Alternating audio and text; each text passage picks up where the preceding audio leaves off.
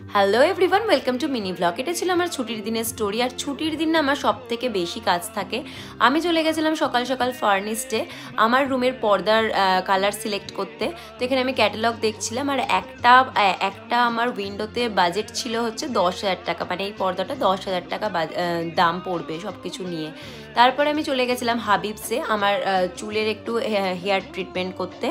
আমি করেছিলাম ন্যানোপ্লাস্টিয়া না, মানে চুলের জন্য খুবই ভালো। আর আমার চুলের কন্ডিশন খুব খারাপ হয়ে গেছিলো, আর হালকা স্ট্রেট লুক দেয়, পুরো একদম সেই চাপা যে স্ট্রেটটা এখন হয় ওরকম নয়। আর আমার নর্মালি স্ট্রেটই লুক আছে। তারপরে আমি বাড়িতে এসে আবার ব্যাকড্রপ সেট করছিলাম, কারণ আজকে রাতে দিদিভাইয়ের ভিডিও হবে। আর আমি না ছুটির দিনেই ভিডিও করার টাইম পাই, আর আমরা বেসিক্যালি রাত্রিবেলাটাই বেছে নিই। পরের দিন আমার আবার স্কুল ছিল। তো যাই হোক, এখন রাত 1টা বাজে, আর তখন এই শ্যুটটা হচ্ছিল। ফাইনাল লুকটা এরকম এসছে। যারা যারা ফাইনাল লুকটা এখনো দেখোনি চ্যানেলে দিয়ে দেখে নিও। ভিডিওটা কেমন লাগলো অবশ্যই জানিও। দেখা হচ্ছে নেক্সট মিনি ব্লগে। টাটা।